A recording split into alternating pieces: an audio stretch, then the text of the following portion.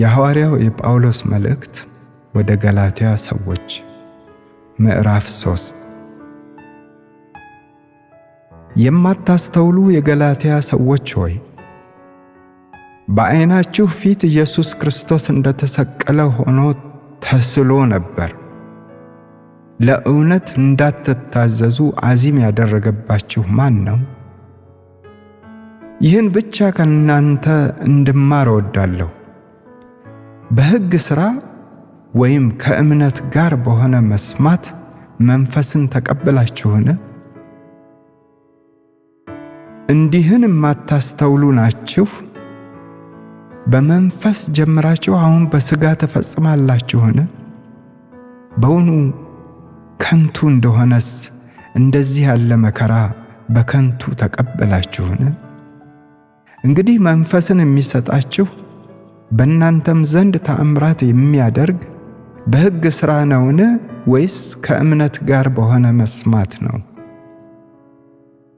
እንዲሁ አብርሃም በእግዚአብሔር አመነና ጽድቅ ሆኖ ተቆጠረለት።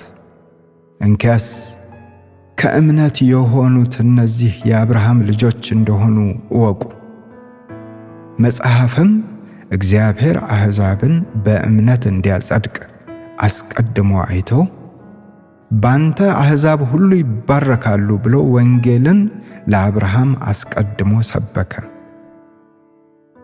እንደዚህ ከእምነት የሆኑት ካመነው ከአብርሃም ጋር ይባረካሉ።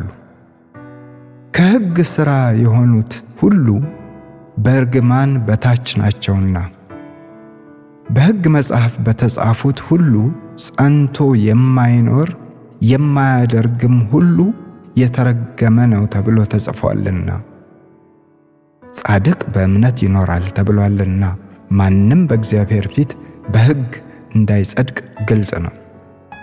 ሕግም ከእምነት አይደለም፣ ነገር ግን የሚያደርገው ይኖርበታል ተብሏል።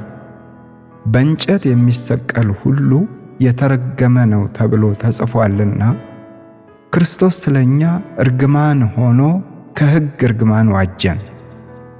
የመንፈስን ተስፋ በእምነት እንድንቀበል የአብርሃም በረከት ወደ አሕዛብ በኢየሱስ ክርስቶስ ይደርስላቸው ዘንድ።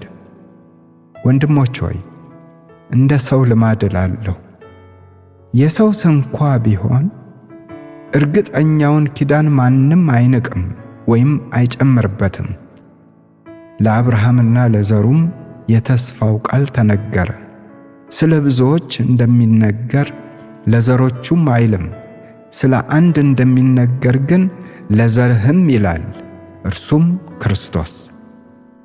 ይህንም እላለሁ፣ ከ430 ዓመት በኋላ የተሰጠው ሕግ አስቀድሞ በእግዚአብሔር የተረጋገጠውን ኪዳን የተስፋውን ቃል እስኪሽር ድረስ አያፈርስም።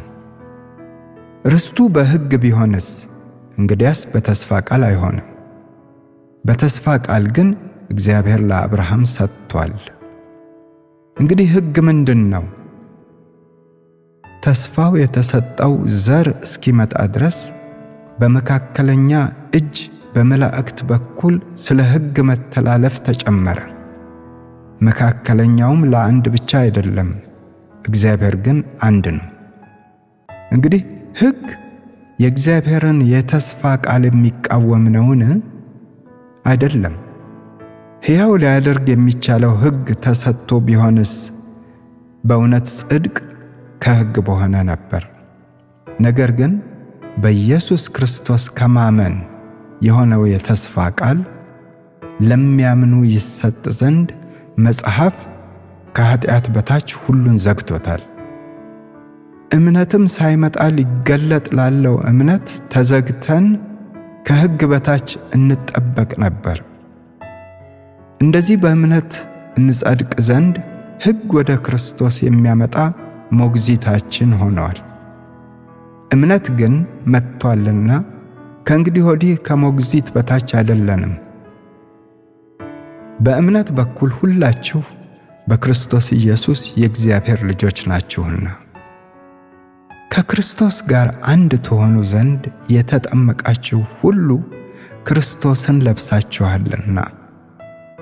አይሁዳዊ ወይም የግሪክ ሰው የለም፣ ባሪያ ወይም ጨዋ ሰው የለም፣ ወንድም ሴትም የለም፣ ሁላችሁ በክርስቶስ ኢየሱስ አንድ ሰው ናችሁና።